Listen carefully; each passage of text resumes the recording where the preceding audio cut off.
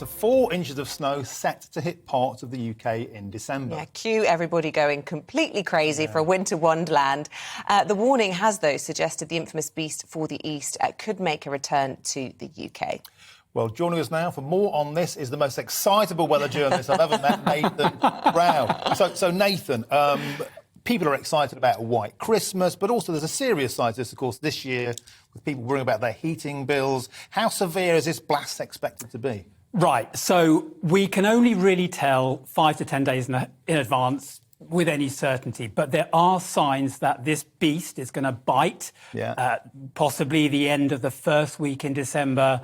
Second week in December, the weather models are all starting to show up, and it's again, we're talking about pressure. It's high pressure over Russia, Siberia, Scandinavia that's encroaching towards the UK. And on the southern flank of that, easterly winds come in. And if you remember 2018, this is the last time when we had the proper beast from the east. This was February 2018, when it crippled the country. Huge snowfall, minus 14-degree temperatures.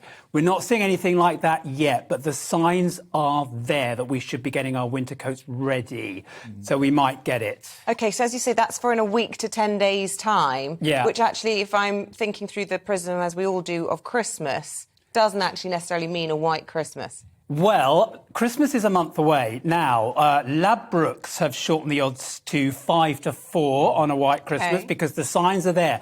Now, these high-pressure systems, when they get bedded in, they can stay. So the signs, you know, it's all there if it stays that we could get some snow for Christmas. But the criteria for a white Christmas is 1 flake of snow anywhere in the UK between the 24 hours of 25th of December. So Did you see a white Christmas last year? It was actually a white Christmas last year. But it probably was in Balmoral or somewhere. It probably was somebody else. Yeah. But they used to have it. It used to be 1 flake of snow on the Met Office Centre in London. So, and if that didn't happen, you know, you could have the rest of the country knee deep in snow, and the Met Office would be saying, no, it wasn't a white Christmas. I suppose now the Met Office is in Exeter. It's very rare to get snow down in the southwest. It's interesting about hats and coats, because I'm going to get my children to wear hats and coats inside. Oh, right, because of the temperature. Because of the temperatures, because I think, like a lot of people out there, you know, heating bills are a huge concern. We've had a very mild November.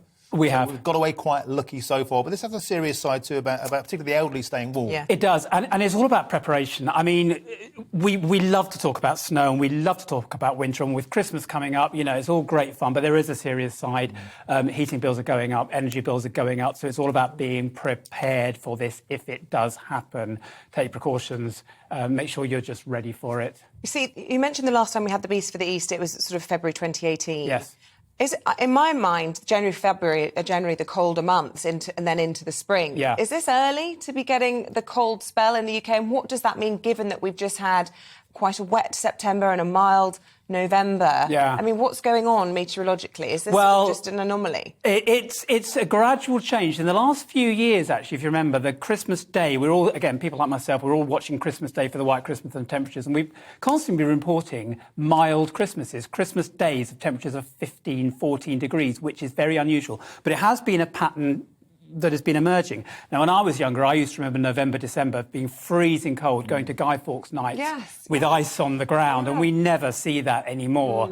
And now we're getting the colder periods earlier in the year, January and February. But it's always been the case, and it's the case now, that you're more likely to get a white Easter than you are to get a white Christmas, because snow is more likely at that time of year than it is now. Oh, it's very confusing. How do we keep up? But it keeps it interesting. OK, Nathan, really good to get your thoughts. Thank you very much. And we heard it here first. Those odds are shortly. Get your bets in.